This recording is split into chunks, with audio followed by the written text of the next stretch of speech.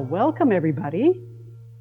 And I am Dr. Kasia Szpakowska. Everybody just calls me Kasia for obvious reasons. And if you don't know, I'm an Egyptologist and was at Swansea University for a long time. Let's just say that. When you start giving details, it starts aging you, and I don't want to do that. But now I'm very proud to be the W. Benson Harer Egyptology Scholar in Residence here at California State University, San Bernardino. And what I love is Egyptian religious practice. And I am most interested in what sort of the non-royal people did. Not so much the kings and the high priests, but I'm more interested in ordinary people. So, which is why the subject today is what I like to call my Bes friend that we'll be talking about today. And do we show a slide of the drink? All right. And in honor of Bes, the drink for this evening, oh, there's my name. Yay, that's me. Dr. Kasia is the Bezarita.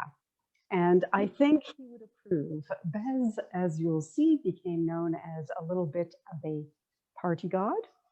And the drink is made up of a nice southern fruit, which is 1 part lime, 2 parts 100% agave tequila, and 3/4 agave.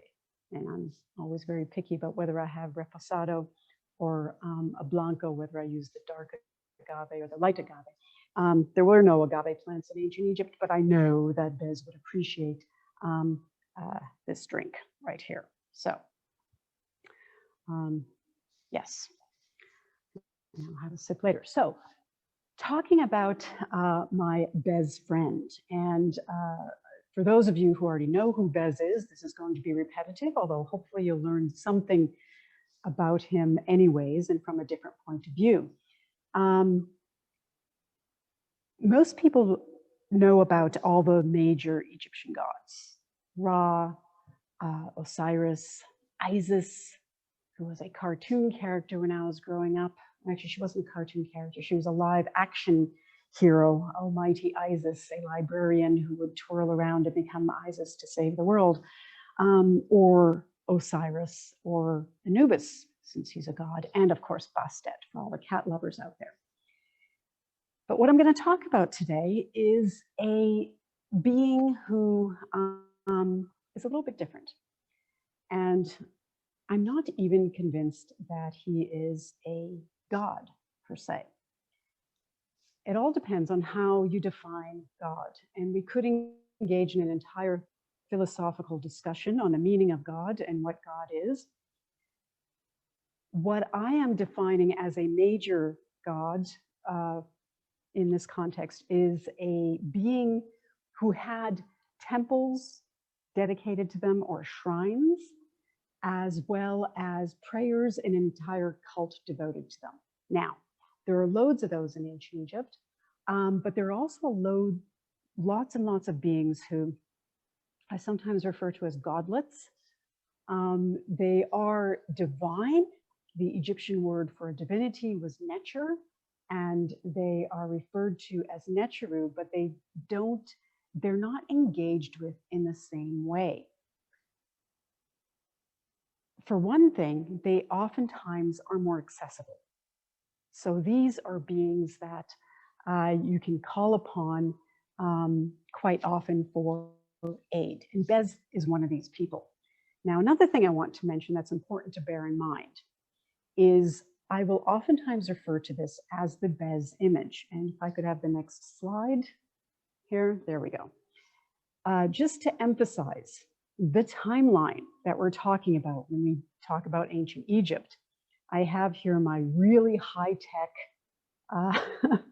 timeline, which has in gray the basically, it goes from the pre-dynastic period, from the unification of ancient Egypt in about 3200 BCE, and the gray box goes up to the death of Cleopatra VII, who is emphasized there with this wonderful picture of somebody who is obviously not really Cleopatra. That's Elizabeth Taylor, but still it's the iconic Cleopatra, and she's much prettier than the images we have of the real thing, and this dotted line.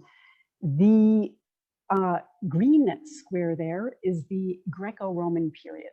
So that's the time period when Egypt was ruled by the Greek rulers who spoke and read Greek, and Greek was one of the languages that would have been spoken at the time, and the Romans. And at that time, Egyptian religion changed a lot because the Greeks and the Romans sort of took the parts that they like and created this sort of ideas of the divinities that the Greeks and Romans could understand as well as the Egyptians. But I want you to really look at that big timeline. That is thousands of years. Now, you could just click to the next one. Oops. Okay, go back. Unfortunately, my little box on the end is missing. Normally, I would have a little rectangular box right by AD 2000. And what that rectangular box would emphasize, it goes from about 1776 AD to 2021. And if you look and just imagine that box in there, that is the history of the United States. Just to put a perspective on how long of a time period we're talking about when we're talking about ancient Egypt. Things changed. We tend to treat it as monolithic, but it wasn't at all.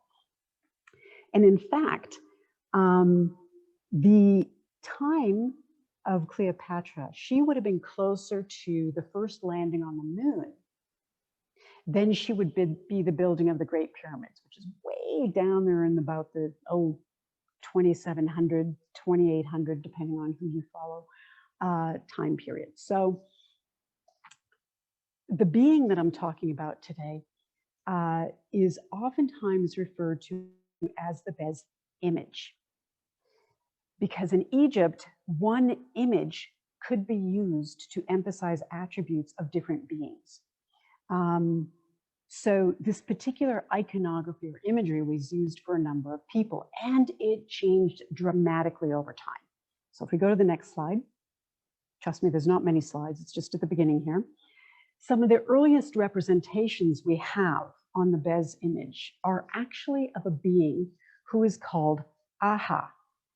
And we know this because we actually have some of these objects, and I'll tell you what they are in a moment, that include the name. There's actually one on a fragment that was found in 1997. But anyways, it actually says the word Aha. Aha means fighter. So we get the idea that at that time, that's what his role was. What these are here are representations of, well, these are ivory tusks. They're the tusks of hippos that were carved in relief with this parade of incredible beings. These are oftentimes hybrid or composite beings, beings that are made up of parts of different animal parts and human parts put together. The one on the bottom, actually, second from the left, actually, the image there is a walking sun disk with a knife on his foot. So you can even have objects included in here. And on these often is featured this divinity with this being, I'll call him, that has this really idiosyncratic and easily recognizable imagery. He looks like he's got his hands on his hips and his legs out in what would be actually a very nice second position in ballet. And he has a lion's mane, and he oftentimes has little lion ears, such as in the example on the top. I've got line drawings there because that helps you to see it more clearly, I hope. He oftentimes has a tail as well, and he seems to combine the features of a wild feline, something like a lion, although sometimes it has spots as well. It doesn't really matter. I think to the Egyptians what mattered was it was a wild feline and human features. And he oftentimes faces forward. Sometimes he holds snakes as he is in that top image there. He's holding them, showing that he's controlling them, and he can also use them as weapons. Now, the Bes image is oftentimes referred to as a being who is a particular guardian of women and children. And a lot of this is based on this particular imagery. These objects have on them texts sometimes that reveal to us their purpose. The one on the bottom, for example, says it's meant to protect in the night and in the day. And oftentimes they have the name of a woman on them as well, and sometimes her oldest son. And it's thought that these were used in rituals to protect a woman during childbirth and also to protect the infant after it's been newly born.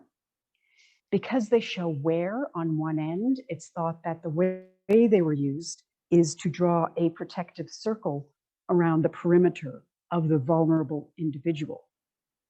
And the idea is that these beings then come to life and they are able to protect that, that creates sort of a boundary past which any hostile entities can't go.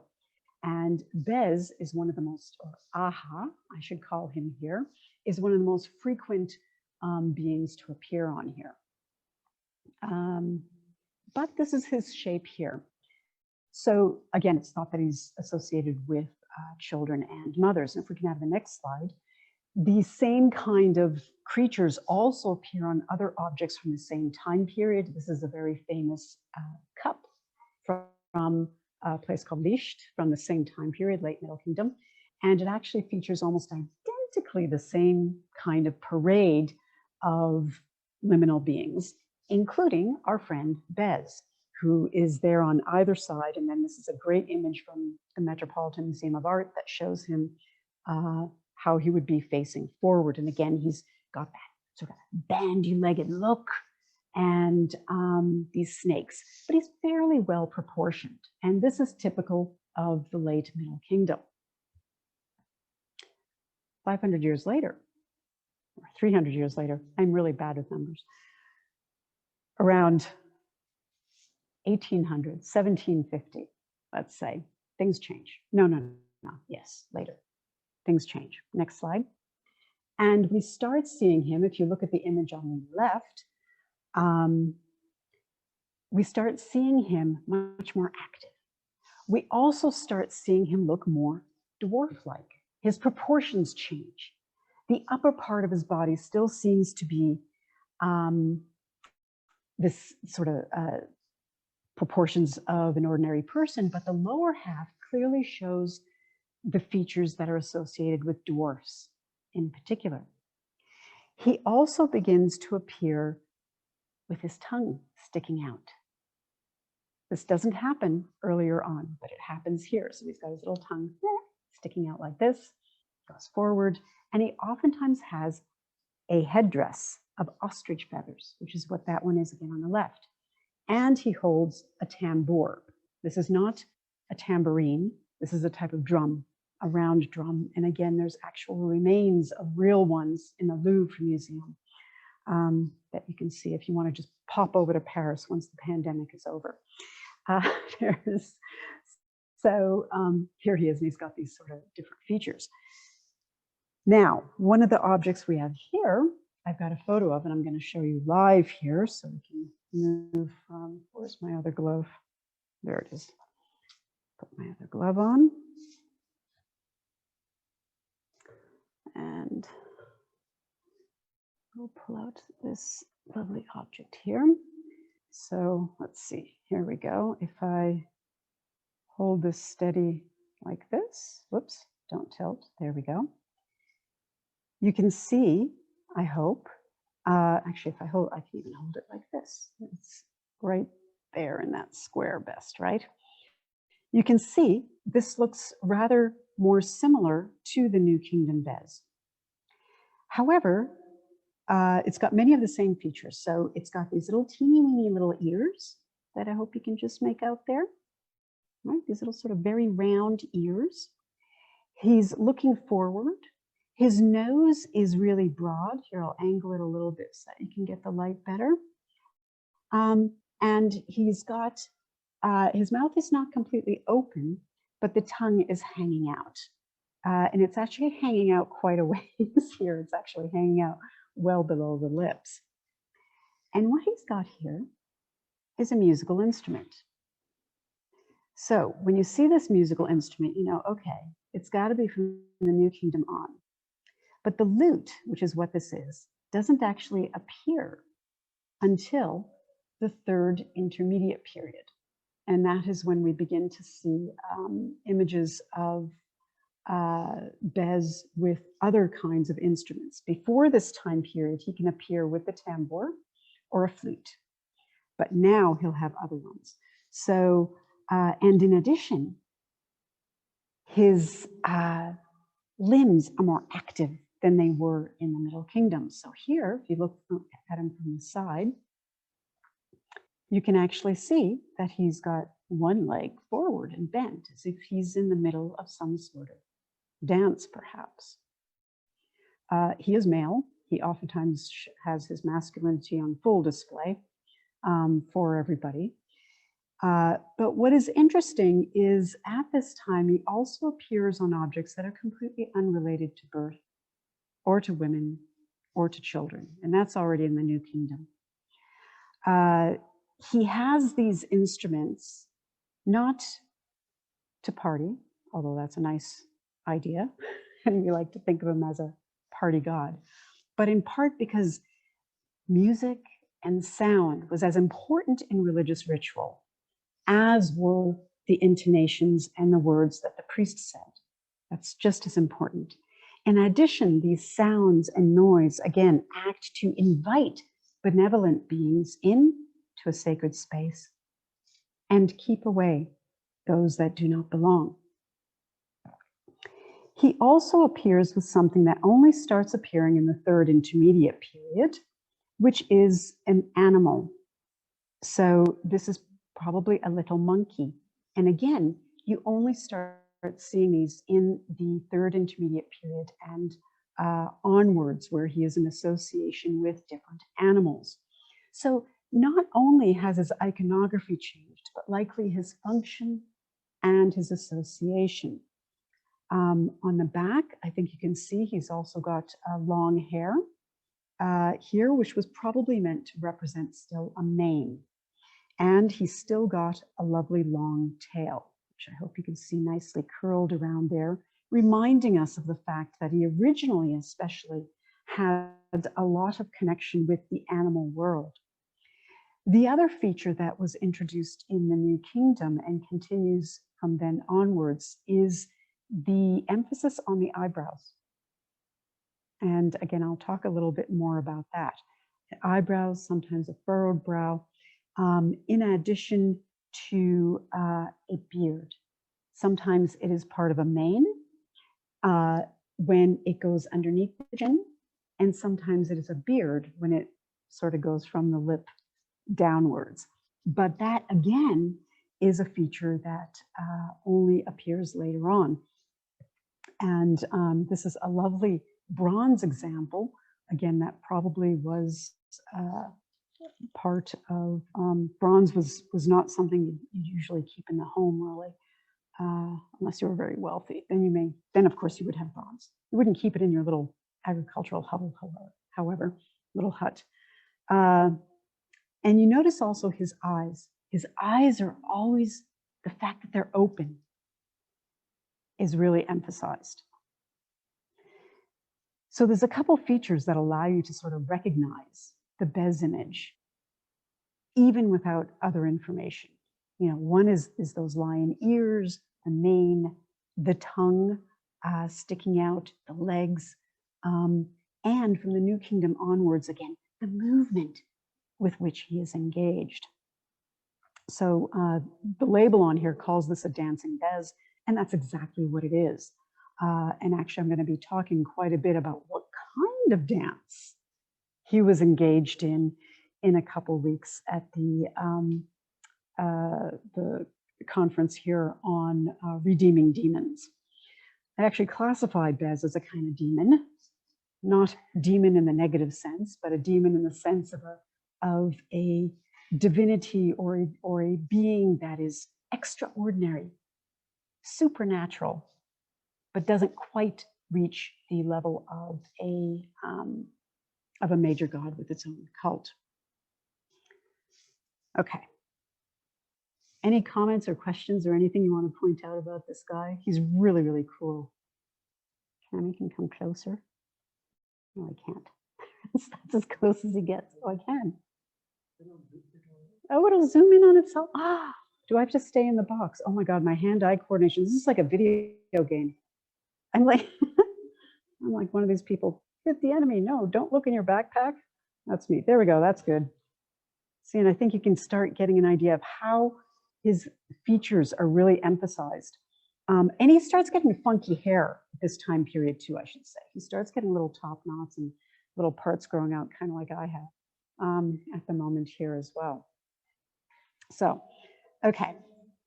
So this is not a typical kind of Bes-image. How do you think this particular object was used? As a flail or finial? Sorry, as a flail.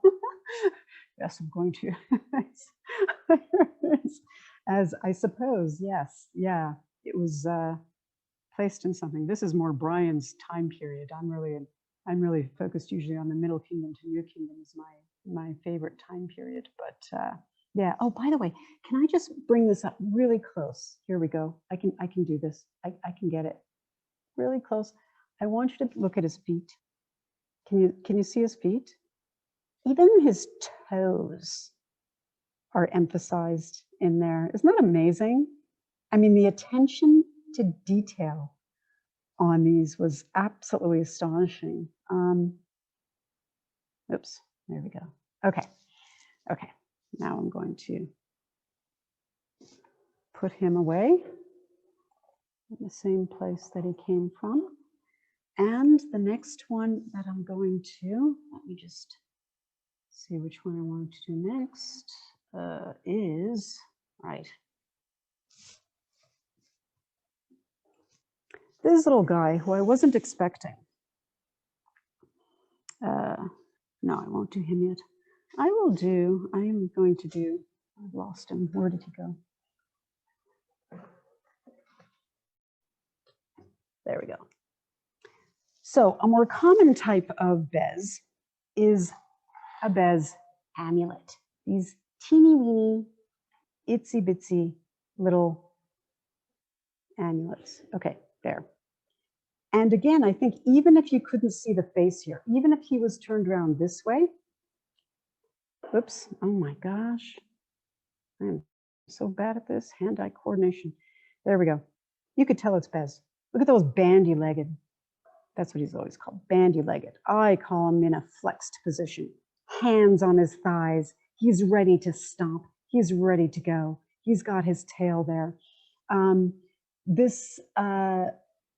Again, from the front, it's got, you can really see the legs, and you can also see the furrowed brow. Can you see those markings there? That again is something that changes. Oops. There. Especially if I angle it like that, you can really see. Those, again, in the New Kingdom, he has more of straight across eyebrows, but in the later time period, he is really shown with these sort of angular furrowed brows, and his face is very much emphasized. And he starts getting pudgy. He gets distinctly pudgier as time goes on as well. Earlier on in particular, he oftentimes had his ribs showing, and in the New Kingdom, sometimes you can have the ribs outlined a lot, and sometimes the belly button too, and I'll show you an example of that in a moment. But you can see, let's see, will it show it from the side? Not really. But he also wears a headdress here, and I wonder if there wasn't something placed on there as well. So this is a tiny little faience object, which is a quartz frit that was made in a similar way that you make glass, I suppose. but it's made with, it creates this blue-green color, and the Egyptians actually would sometimes add material to it to color it. And in fact, it comes in a variety of colors. In the New Kingdom, you can find black faience and white faience also, and other shades. But so here, again, he would have been used probably as a personal protective device. There's nothing here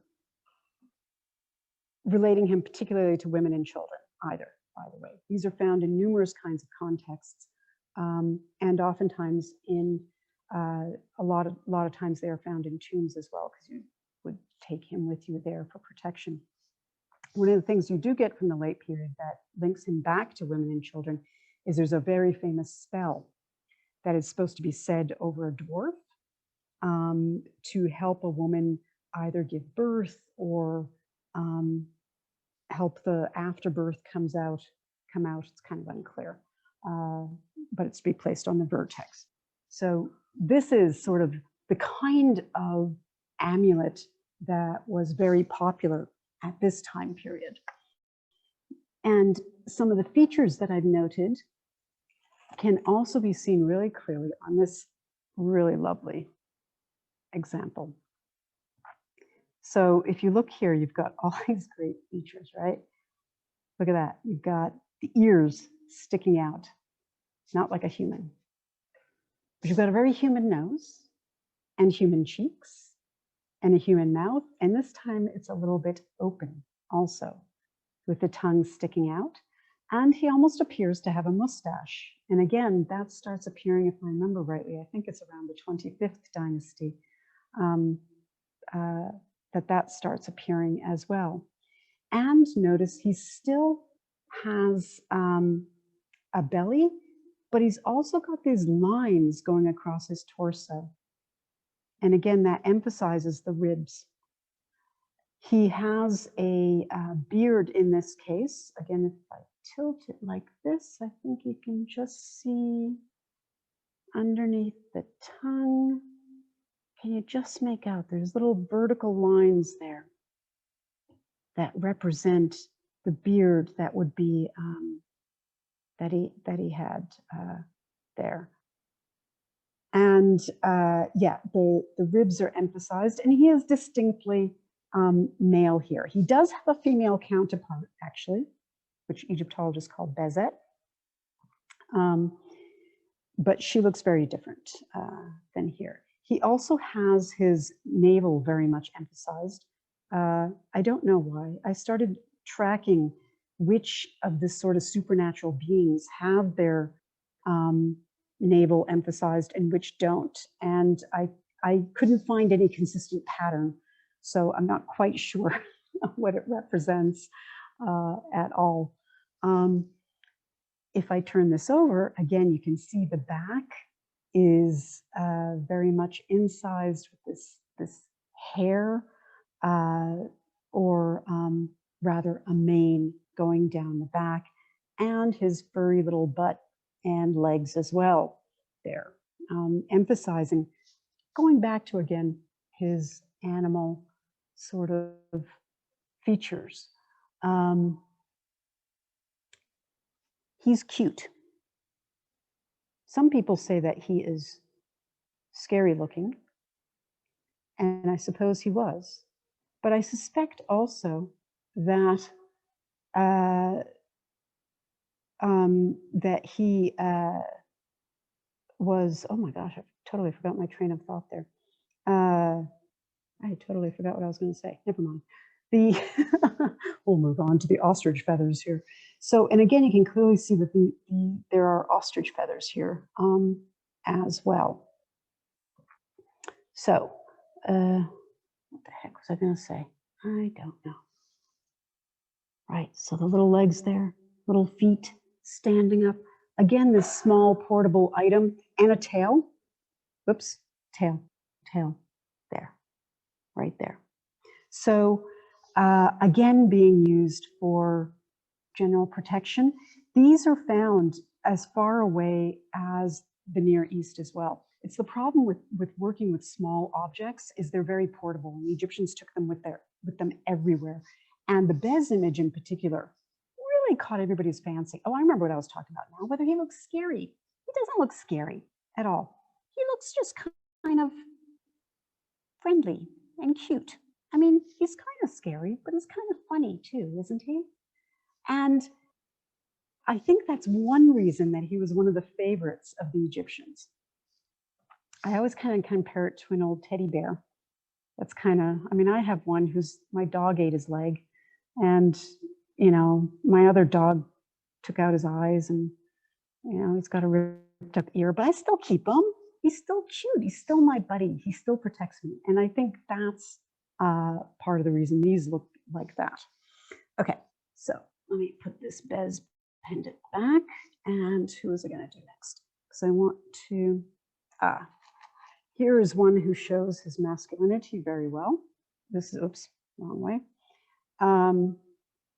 There we go. This is a, this one is hollow. And again, it's hard to make out, but now that you've seen him, you can recognize him anywhere, can't you? You can see the ears there. You can see the outline of the face, the nose, the mouth, even the beard. And so again, even from that, you can start getting a little bit more information about him and what he might have been used for in that case. I wonder if he was meant to stand. He is very light. Right, but let me get to what happens in the much later time period, and that is this teeny weeny little guy.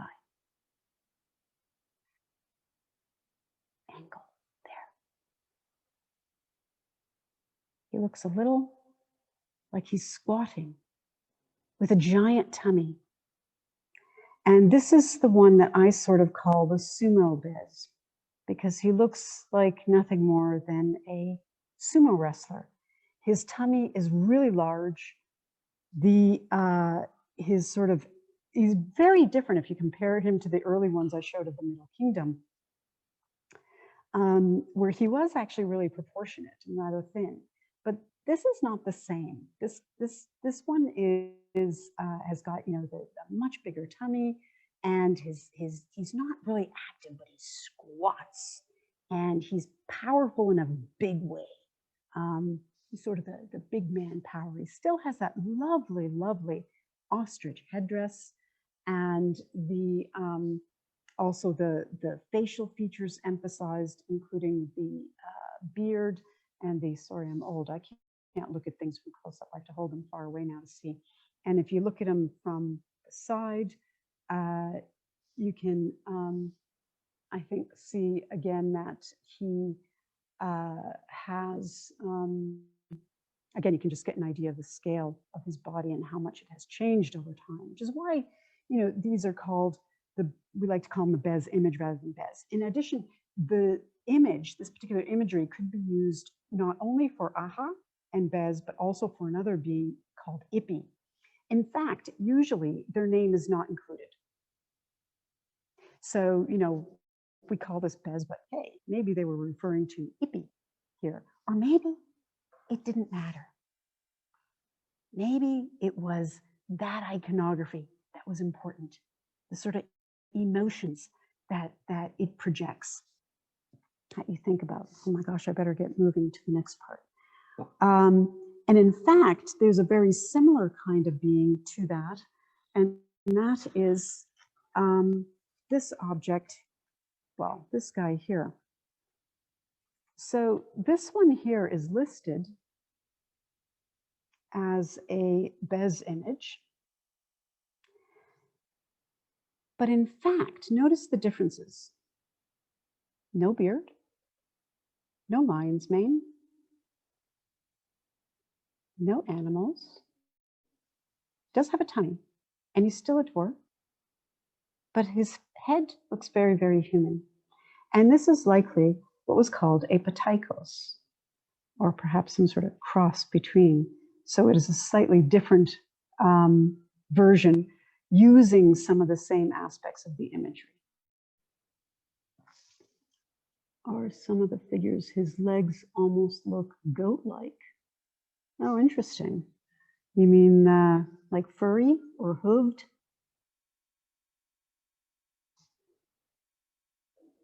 This one you can't really tell so well. Yes. Now I'm going to have to go back and look at the feet here, but let me just put him back in his little nest here. Because I think one of the most important parts of Bez, and the part that sticks out to people, is the face. And, oops, oftentimes he is shown as simply a disembodied head. And appropriately enough, for these COVID times, we oftentimes refer to this as the Bez mask. At one point, it was thought that people would wear masks like this, although there's very little actual evidence for masking. And these features, and just the emphasis on the head and the expression, again, the eyes staring, the eyebrows, the nose, the mouth, in this case, the beard, is a feature that is commonly found in these kind of protective beings around the world. And if we can have the next slide, and hopefully it's the right one. There we go. It even appears on headrests. Now, there is a lovely headrest here in the collection, but it doesn't actually have these. But some of these, on the part that holds the head on either side, is the face of Bez. And these appear only during a particular time period in the New Kingdom. But again, it's the features that are emphasized, which is why I show the line drawing as well, so you can really see them emphasized. The eyes staring, that furrowed brow, in this case, has got an open mouth, the tongue hanging down, really just sort of in your face imagery that sort of emphasizes not just aggression, but something to get your attention. It's an attention grabber. If I can have the next slide. This can be found around the world, actually. So here, for example, from RAFFMA, you have a Japanese supernatural being with a spiked club in this case. And again, look at the similarity of features. I'm not talking diffusion here, obviously. I'm talking simply about the fact that these kind of facial features are impactful just to humanity. It seems to be a type of archetype that people relate to in a way. So here he is again, the eyes, even the nose being broad, the mouth in a grimace, in this case, a little bit open, and the tiny ears, emphasized less than our friend Bez here. And again, that sort of posture of being prepared. If you're, when you do martial arts, oftentimes you're in that posture to prepare yourself, right? It's a very steady, sturdy position from which you can move into a lot of different actions. But back to the face now. Face, face, face. Next slide. These are often also shown in Mesopotamia. So a famous example is the humbaba. And the humbaba usually appears as a disembodied head as well, sort of like this Bez head, which I almost think was a separate iconography, that you got that Bez image as a whole, and then you've got simply the face that didn't need a body, because the body is no longer important. And on the left here, you've got Pazuzu. Pazuzu, who was another Mesopotamian fantastic divinity, or being, supernatural being with furrowed brows, looking straight forward, mouth open, tongue.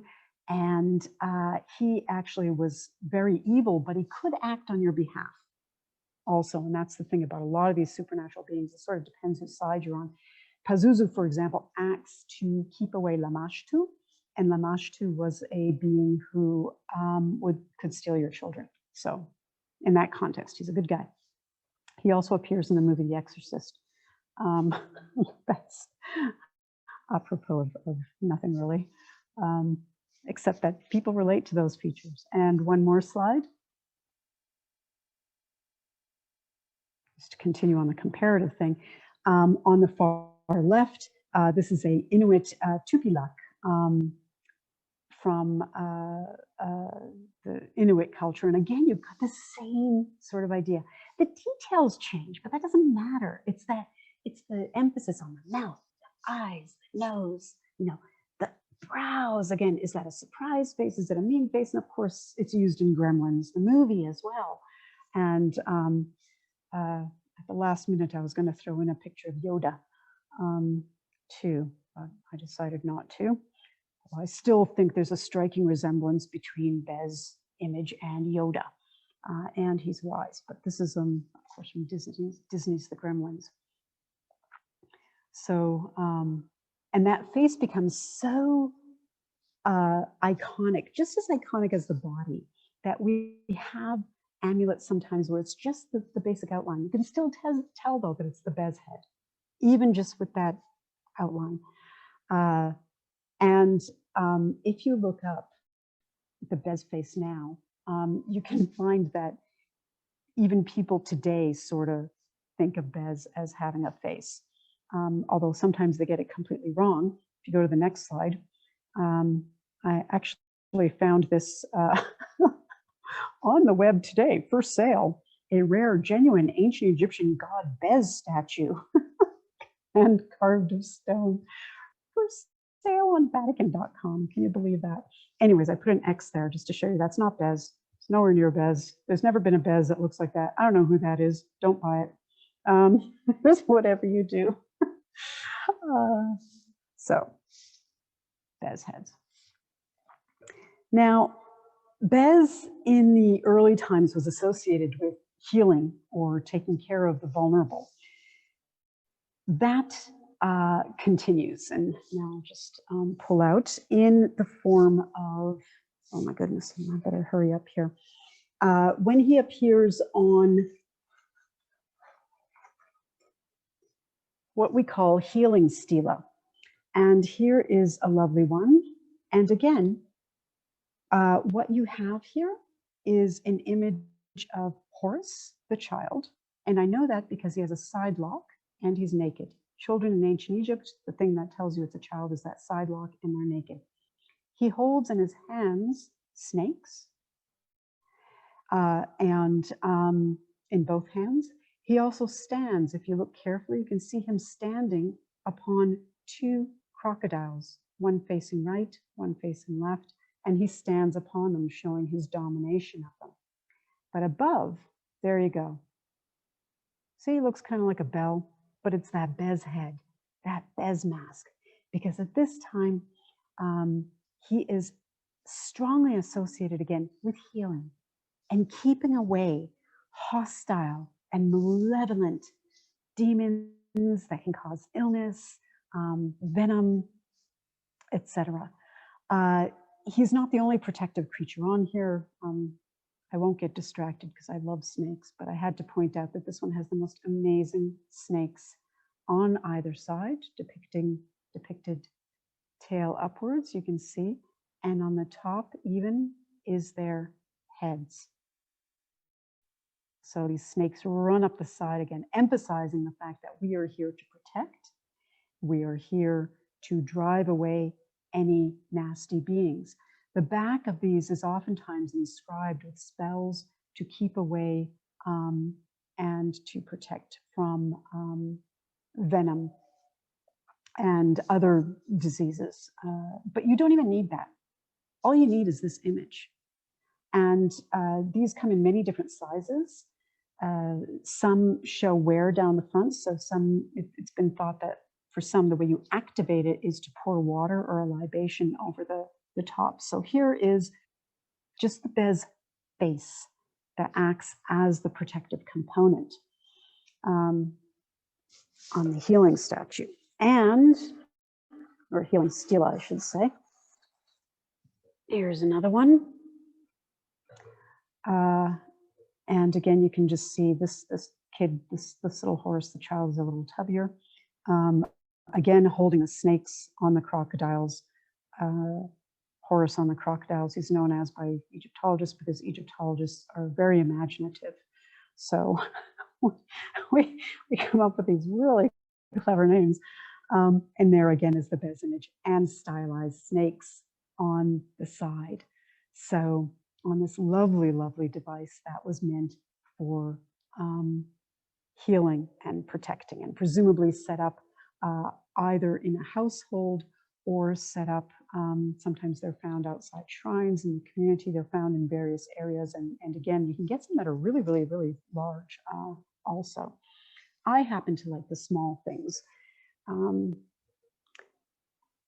So one other kind of object that I want to talk about very quickly, if you could just show the next slide,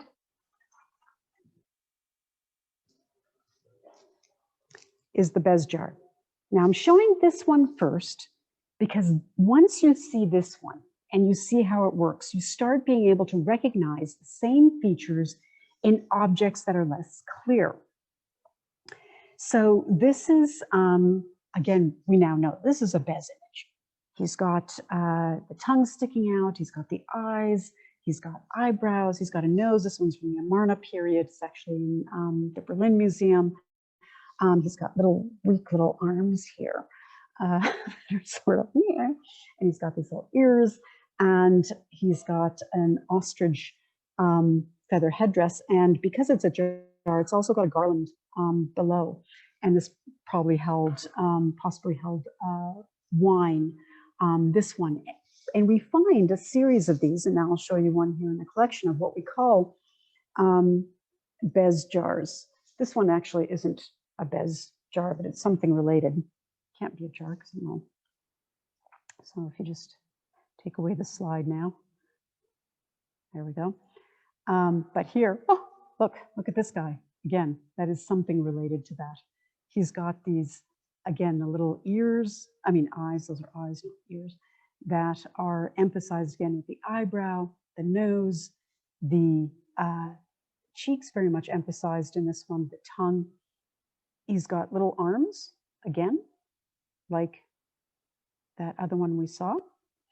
And he's got these very strange feet, which I don't think belong, because that's very weird to have these little feet here as well. And again, on top, you can see he's still got that headdress. So the idea being, if you put this kind of iconography, this imagery on another type of vessel, he'll protect whatever's inside, just the same as he would protect individuals as well. And now, okay, I know I'm going quickly from that one, but that's because I have to get to my very favorite piece,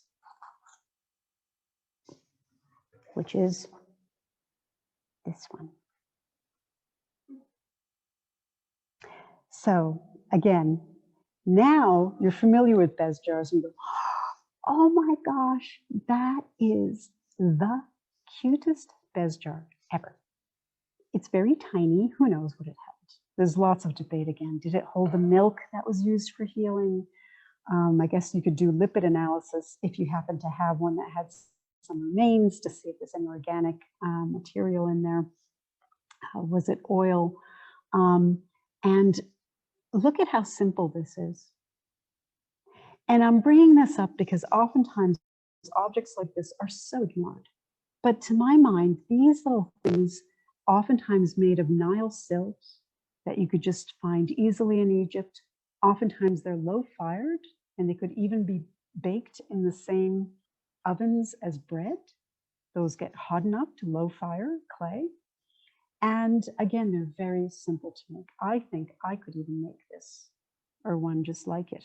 And all you have to do to make it a Bez is put these two little dots of clay on there to make the eyes, make the outline again, just emphasizing the little face and the little ears there.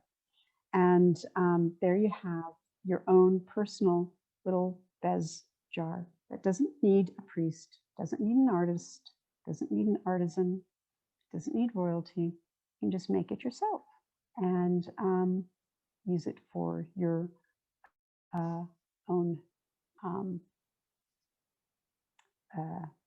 purposes. And these actually are my very favorite kind of objects, the ones that you can really see literally the hand of people on them. Oftentimes, this one's been very well worn, but sometimes you can almost even see fingerprints on them. And you can see the traces of fingers, which to me is astonishing because it really makes these people come alive. So, okay, I babbled on for longer than I meant to stop it after 45 minutes, and I've gone on and on and on and on. Sorry, I get very excited about Bez. The funny, what was that? The furry bottom and the bent knees. Yeah, aren't they fantastic? So anybody want to make any comments or see any of these again? Sorry, I'll stop. I was wondering what the steles are made of, the materials. I love them. Yeah, these are, those are stone, aren't they? I think if yeah, I don't know which, I've forgotten which kind of stone they are. Limestone. It is limestone, okay. Where'd it go? No, I'm gone, it's gone. The camera's gone, it's okay. Yeah, and the stela are usually made of not limestone, but stone of various kinds. I'm trying to think if, I think they're sometimes made of clay as well. Can't recall off the top of my head. These little guys. I really like these actually, because these are small. I tend to like small objects. I like the small ones too, yeah. Yeah, because you can, it's easier to, I don't know, you can just imagine. I like to get to the people of ancient Egypt. That's why I started studying it, you know. Can you tell us how so many of them came to the collection? They're actually, again, this guy is so popular in the ancient world that first of all, there's loads of Bes-image things from all over Egypt. And they're, again, found in all sorts of sites. I think we even might have found some in the quarry at Amarna, if I remember rightly. A couple amulets were found there. And I know I imagine too much, but I always fancy somebody having one in his pocket or around his neck and then, you know, working out there and losing it for us to find thousands of years later. But they also appeal to collectors. So collectors oftentimes bring them into the collection, which is how things usually get into the museum. Of course, nothing comes out of Egypt today and hasn't since 1970, but before that time, that's how they get in. And I would have to look up, and my thing won't work here with my gloves, but I would have to look up each one to see how it comes in. But a lot of them are here because of donated by Benson Harer, which is fantastic, which is wonderful. Because a lot of them are associated with healing.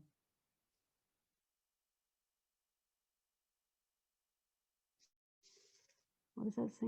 Notably, Bes-image. Oh, excellent. Because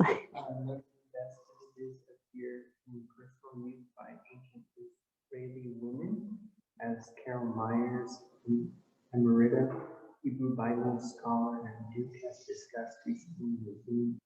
no way. Also, that's fantastic. Yeah. I mean, again, I think it's an archetype that resonates with people around the world. That resonated very much. Again, there's a scholar, Judith Weingarten, who works on the Bes-image in the Aegean. And she actually explores all the different variations, not only the Bes-image, but also the genius, what Egyptologists might call a taweret.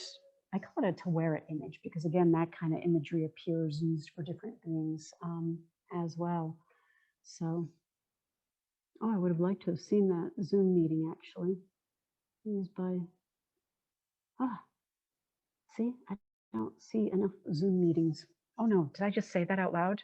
No, that's not true. That's not true.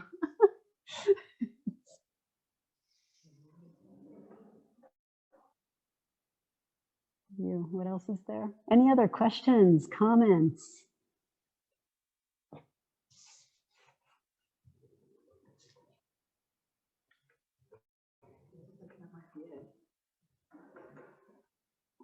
Okay, yeah, I think What's that? I had a question. Brian, hi. Hi. Yeah, I was just writing a lecture on Daryl Medina, and Yeah. those little beds that are found in the first court of the houses, with the images of Benson and ladies on them. What's the latest thought Altars. on those? They're altars, for sure. Lara Weiss has really done a great study on those, and they're clearly altars and emplacements. I mean, we have them in Amarna as well. And, you know, luckily, I think Stuart Smith in Tumbos found that cult emplacement in situ. But, sorry, these are my reading glasses. So I'll take them off so I can look far away now. But they're definitely not birth boxes. I mean, those are fantastic. I mean, the first theory about those, because they have the Bes-image on them, and because for some reason there's this assumption that because Bes-image was used for the protection of women and children at one time period and is associated with them sometimes, that's his only function. And that's all he does. But clearly he's used for others as well. And he's also found on objects that were owned by men as well, possibly single men, in fact. And again, I'll segue a little bit more into that in a couple of weeks as well. But those areas in the front, the lits clos, as they were called by the French, right? They initially thought were used for birth, and then I had a colleague who was pregnant, and she was like, yeah, I went to see those. There's no way I could get up those steps. No way, no way. And it's too small of a spot to sit there with the roof also and squat and give birth. It's not going to happen. It's fitting a midwife in there. And then at some point, I think they had the idea that that's where people procreated, which also, yes, this is a special area that's designed for one purpose, used for that, and then ignored the rest of the time. Makes In the most public place in the house, yes. Yeah, exactly. And that's right. That's right. Well, that's the thing with the birthing. I mean, you don't usually give birth. Well, I shouldn't say that. My mother was born in a kitchen near the front of the house, but it was the warmest place. There's a reason for being born in a kitchen. So you can see birth taking place in a kitchen, but not in front of the house. But the imagery on them also features women one features the bottom feet of what is probably a woman with convolvulus vines around her. But those are used in many times to emphasize festivals. So we have scenes even where Amenhotep I is in that same sort of pavilion. So I think the best argument now, the most convincing, is that those were altars. To Hathor or to whoever you need at the time. You could put your ancestor bust there. If there's a nice ancestor bust, I could show you. Yeah. God, it's going out. I'm giving myself Bez ears here.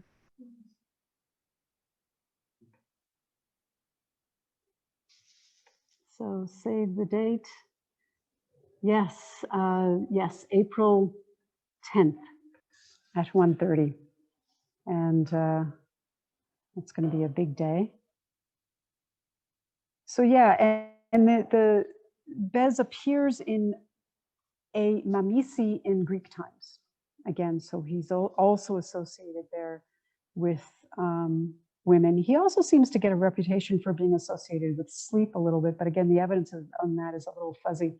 He's found in a temple dedicated to Asclepios, where people went to sleep in order to get healing dreams, or not even to dream, but to heal, wake up and be close to God. God visits you at night. That's pretty much the most intimate meeting you could have with the divinity. But yeah, he's found everywhere, all the settlements. Not actually, is he found in Lahun?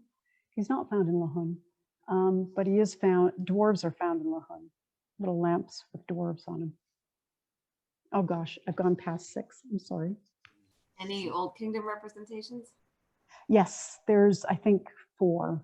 And one of them is a human, again, with a Bez sort of lion head. And that's, I think, where a lot of the ideas that it was a mask came from as well. But pretty rare. It really jump starts in that late Middle Kingdom time when you suddenly have this whole just explosion of these really cool beings. And it makes you wonder what happened in the late Middle Kingdom that created a need for these.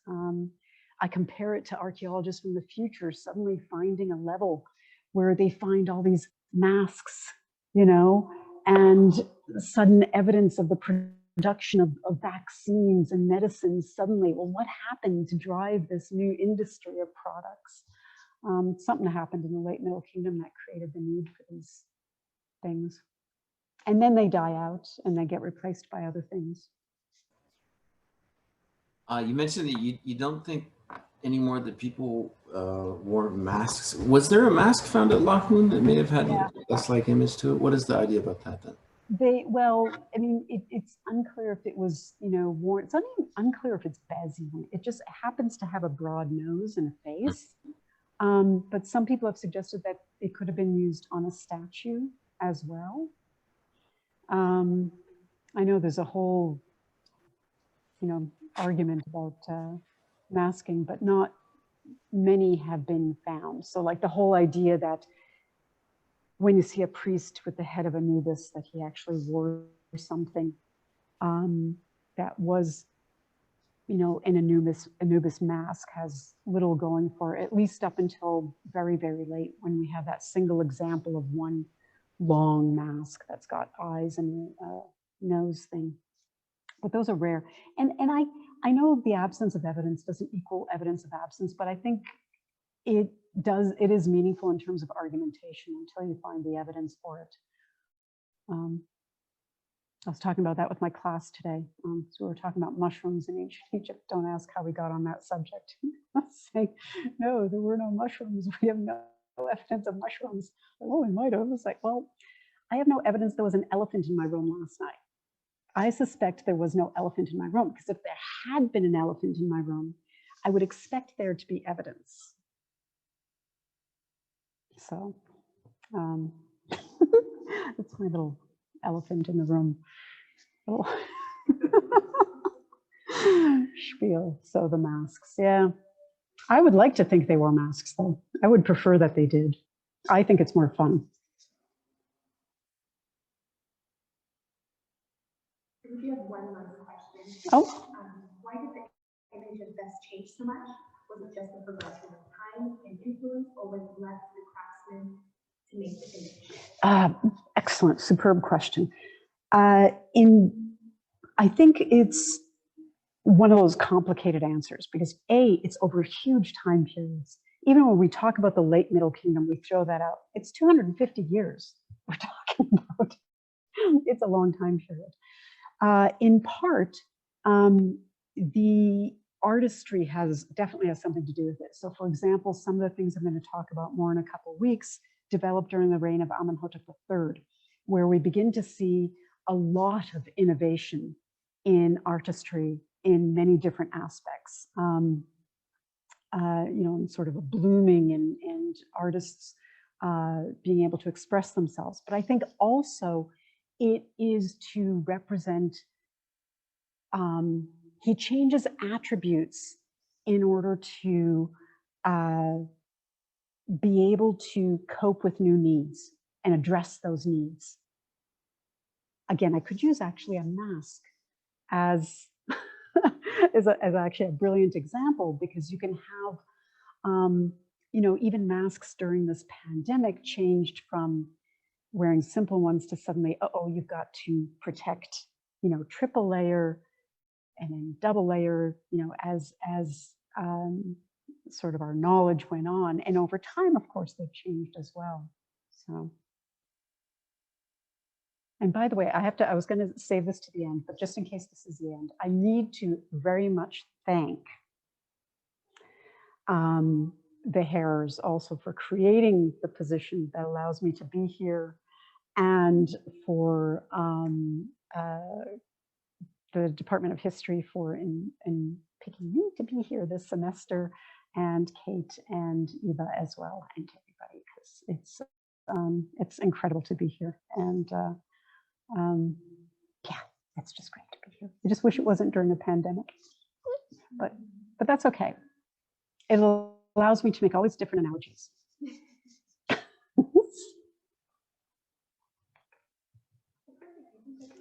All right. So with that, cheers, everybody.